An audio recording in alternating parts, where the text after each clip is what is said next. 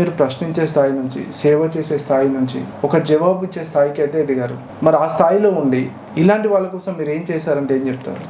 చెప్పొచ్చండి. అంటే ఇక్కడ మనము సమాధానం చెప్పే దాంట్లో ఎంతో కొంతవరకైతే న్యాయం చేశాము అనేది అయితే చెప్పాలని ట్రై అంటే మీకు చేస్తాను. ఒక ఆలోచన వచ్చింది మేడం. ఎగ్జాక్ట్లీ సమస్య ఏముంది అనేది వెతుక్కోకుండా సమస్యలు ఇలాగ కనబడుతున్నాయి. ఎవరైతే సఫర్ అవుతున్నారో పిల్లలకి ఒక వికలాంగుల స్కూల్ పెట్టాలని, వాళ్ళకి సేవ చేయాలని మీకు ఒక ఆలోచన వచ్చింది. ఎన్నో హార్డిల్స్, స్ట్రగుల్స్ ఫేస్ చేసి మీరు అవన్నీ నిర్వర్తించారు. చివరిగా స్టేట్ కమిషన్లో మెంబర్గా ఎంపికయ్యారు. అంటే మీకు పవర్ వచ్చింది. ఆ పవర్ వల్ల ఈ సమస్యలను మీరు కొన్నైనా సాల్వ్ చేయగలిగారా? ఎలాంటి చేసాం ఏంటంటే ఫస్ట్ మనము ఇష్యూస్ని ఏ విధంగా బయటకు రాకుండా ఉంటాయో, ఇప్పుడు ఫర్ ఎగ్జాంపుల్ బయట సొసైటీలో ఎట్లుందంటే ఒక కమ్యూనిటీకి ఒక లీడర్ ఉంటారండి.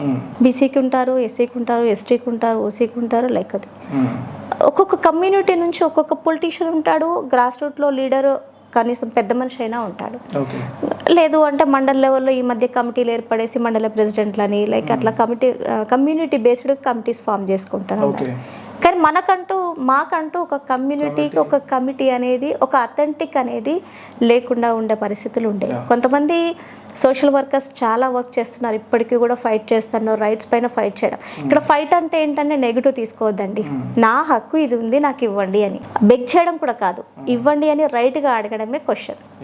బెగ్ చేయడము అని అంటే అమ్మా ఇవ్వండి, అయ్యా ఇవ్వండి అని బిచ్చమెత్తే రోజులైతే లేవు, ఉన్నా కూడా ఇప్పుడు వేసే పరిస్థితులలో ఎక్కడా లేదు. మీరు స్టేట్ కమిషన్గా పనిచేసినప్పుడు అంటే మీరు అనుభవాలు ఎన్నో చూసుంటారు. దాంట్లో మీ మనసుకు అతుకునే కొన్ని పిల్లర్స్, 4 పిల్లర్స్ అండి పిల్లల రైట్స్ అనేటివి. ఆ పిల్లర్స్ వాళ్ళకు జీవించే హక్కు ఉంది, చదువుకునే హక్కు ఉంది, భాగస్వామ్యం హక్కు ఉంది.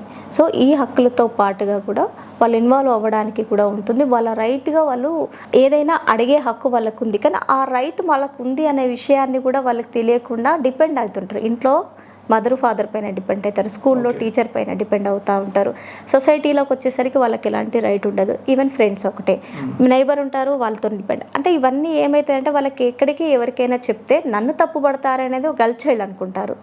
అబ్బాయి ఏమనుకుంటారు, ఓహో నేను ఎక్కడో ఒక చిన్న తప్పు చేస్తే మా మమ్మీ ఆ తప్పుని బేస్ చేసుకొని, మా నాన్న ఆ తప్పుని బేస్ చేసుకొని, మా టీచర్ ఈ తప్పుని బేస్ చేసుకొని నేను ఏం చెప్పినా అబద్ధం అనుకుంటారని వాళ్ళకు ఉంటుంది. సో వాళ్ళ రైట్ వైలేట్ అవుతుందనా, వాళ్ళ రైట్ వాళ్ళకు కలగలేదు అనా అనుకున్నప్పుడు మమ్మల్ని అప్రోచ్ అవ్వచ్చు అనే మాదిరిగా మేము కమిషన్లో ఉన్నప్పుడు మా చైర్మన్ గారు చాలా విస్తృతంగా ప్రచారం చేశామండి.